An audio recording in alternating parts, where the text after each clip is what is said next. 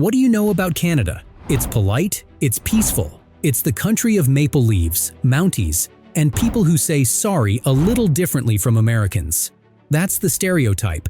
And for decades, it wasn't just a joke. Canada was ranked as one of the best countries to live in. Affordable, safe, multicultural, and filled with opportunities. But in 2025, that story has cracks.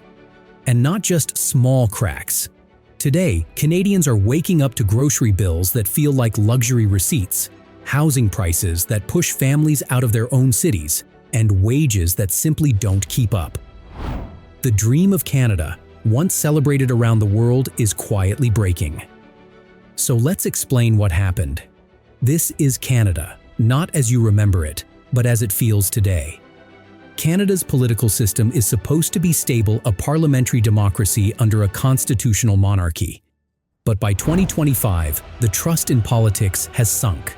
The ruling government promised housing fixes, affordability checks, climate action. Yet average Canadians see little change. Policies look good on paper, but in real life, groceries still cost 30% more than they did 5 years ago. Rent consumes half of many people's paychecks. Partisan fights dominate headlines, while families argue about how to pay bills. Canada's identity as a pragmatic, solution-driven country, it's fading. Instead, politics feels more like theater, less like action. And Canadians once known for optimism now sigh in frustration. Nothing changes, they say. Every year it just gets worse. For years, Canada was the poster child for multiculturalism. Toronto was called the most diverse city in the world. Immigration was celebrated, not feared. But today, the story is more complicated. Immigration levels have reached historic highs, but housing supply has not kept pace. The result? Frustration. Long-term residents blame newcomers for the housing crunch. Newcomers feel betrayed by a system that promised stability but delivered overcrowding and impossible rents. This isn't about racism, at least not always. It's about survival. When families compete for the same apartment, the same job, the same chance, tensions rise. Multiculturalism still exists. Canada is still diverse. But the harmony feels thinner, stretched by economic stress. If you want to understand why Canada feels broken in 2025, start with housing. In Vancouver, the average home price is still above $1.2 million. In Toronto, similar numbers. Even in smaller cities, Halifax, Calgary, Winnipeg, housing costs have jumped beyond what local wages can support. Why? Because homes are no longer just homes. They became investments. Speculation, foreign buyers, and years of cheap interest rates turned Canada's housing market into a casino. And when interest rates rose, the casino didn't close, it just punished the young. A 25-year-old Canadian with a decent job can't dream of buying a home today. A 40-year-old immigrant family saving for a decade finds themselves permanently renting. Meanwhile, those who bought early or who inherited property see their wealth explode. Housing, once the cornerstone of Canadian stability, is now the sharpest divider of wealth. For decades, Canada had a reputation.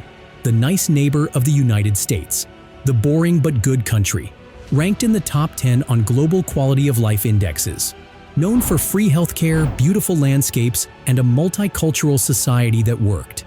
The 1990s and early 2000s were peak optimism.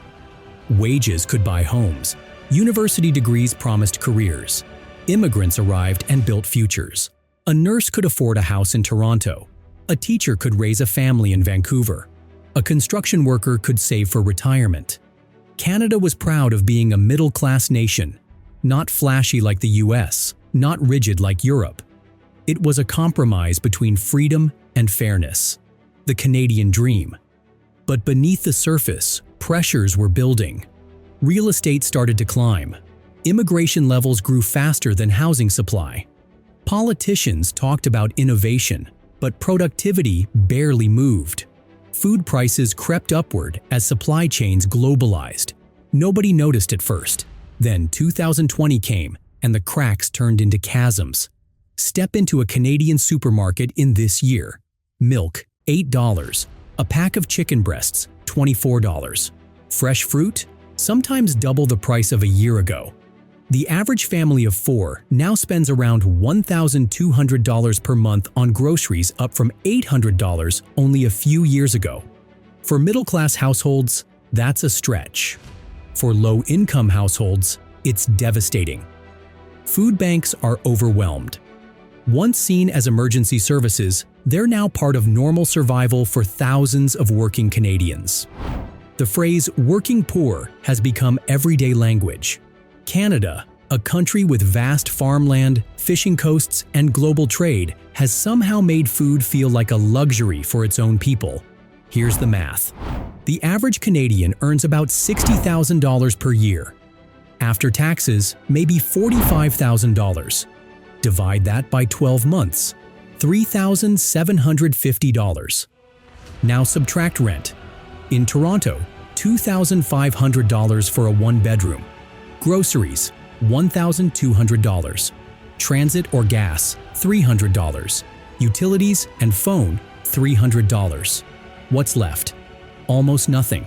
No savings, no emergency fund, no hope of buying a house. This is the trap. Wages have stagnated, but costs have skyrocketed. Every paycheck feels like water poured into sand. It disappears instantly. For decades, Canada promised that hard work would build a future. In 2025, hard work just keeps you afloat barely. Once upon a time, Canada was built on the idea of the middle class. Teachers, nurses, truck drivers, clerks, people in ordinary jobs could live comfortably, own homes, and send kids to school without drowning in debt. But in 2025, that middle class has been hollowed out. Now it's either the wealthy homeowners, investors, people in tech or finance, or the struggling. The middle ground is shrinking. Numbers prove it. In 1980, a household could buy a home for 3 or 4 times their annual income. Today, it's more than 10 to 15 times. That means unless you have inheritance or unless you bought long ago, you're locked out. Sociologists call it the survival economy. People aren't planning vacations. They're not saving for the future. They're simply surviving month to month. The phrase middle-class lifestyle has become almost nostalgic, like a fairy tale parents tell their kids. And Canadians feel the betrayal. For decades, they were told, study hard, work hard, pay your taxes, and life will reward you. Today, many do all that and still can't get ahead. Canada's healthcare system was once its proudest symbol, universal, free at the point of service, proof that the country cared for all. But in 2025, it's under immense strain. Wait times for surgeries can be months, even years. Families sit in crowded ERs for 12 hours before seeing a doctor. Rural communities can't even find family physicians. COVID-19 cracked the system. Doctors and nurses burned out. Many left. Funding failed to keep up with the growing population. Now, Canadians are facing a cruel irony. Universal healthcare exists, but access feels like a lottery. And some are quietly asking the unthinkable, should Canada allow more private options? That debate cuts to the heart of what it means to be Canadian. Healthcare used to be the shield of the middle class. Today, it feels more like a fragile net, and for many, it's tearing. Young Canadians were once told, education is the key. Get a degree and the world will open for you. But today, that key feels broken. Tuition fees climb higher. Student debt chains graduates for years. And when they finally enter the job market, salaries don't match the costs of living. A young graduate in Toronto might start with a $45,000 salary, but rent eats half of it. Groceries take the rest. And forget about buying a home. Even saving for a car feels like a dream. No wonder many young people are delaying marriage, children, or even leaving Canada entirely. The brain drain skilled Canadians moving abroad is rising again. For the first time, surveys show many young people believe their lives will be worse than their parents. That's a radical shift in the Canadian mindset. The land of opportunity now feels like the land of broken promises. Take a walk in downtown Vancouver, or Toronto, or Montreal. Skyscrapers shine, condos rise, Coffee shops buzz. On the surface, Canadian cities look modern, global, thriving. But look closer. Beneath the glass towers, homelessness is rising. Tents line city parks. Food banks serve record numbers. In Vancouver, nearly 1 in 5 residents spends more than half their income on rent. The cities are booming for investors, but suffocating for residents. Entire neighborhoods are gentrified, pushing out working-class families. The skyline grows taller, but the streets feel harsher. This is the urban illusion. Prosperity on the surface, crisis underneath. And Canadians know it. They feel it in their wallets, their commutes, their neighborhoods. Cities are supposed to be engines of opportunity. In 2025, they're engines of inequality. While the spotlight shines on Toronto and Vancouver, rural Canada tells another story.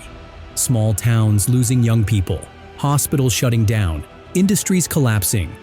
In northern Ontario, jobs vanish as mines automate. In Saskatchewan, family farms collapse under rising costs. In the Maritimes, fishing towns shrink as oceans warm and catches decline. For decades, rural Canada was the backbone of the nation's identity. Today, it feels abandoned. Government programs promise help, but results are slow, thin, distant. The gap between urban Canada and rural Canada is widening not just in wealth, but in identity. Rural residents increasingly feel alienated, disconnected from Ottawa's decisions, forgotten by the big cities. And that alienation is dangerous. It breeds anger, distrust, resentment, the kind of fuel that can shake even a polite country like Canada. And then, there's Nature Canada's greatest treasure, now its greatest threat. Wildfires in British Columbia, floods in Quebec, heat waves in Ontario, melting permafrost in the north. Every year the disasters grow. Insurance companies raise premiums, some simply refuse coverage. The irony is cruel. Canada sells oil and gas abroad, but pays the price at home in climate damage. Communities evacuate, families lose homes. Governments spend billions in recovery money that never seems enough. The environment once defined Canada's beauty. In 2025, it defines its fragility. The land itself seems to be crying out. This model of growth is unsustainable. And Canadians, caught in between, wonder, if even nature is turning against us, what future is left?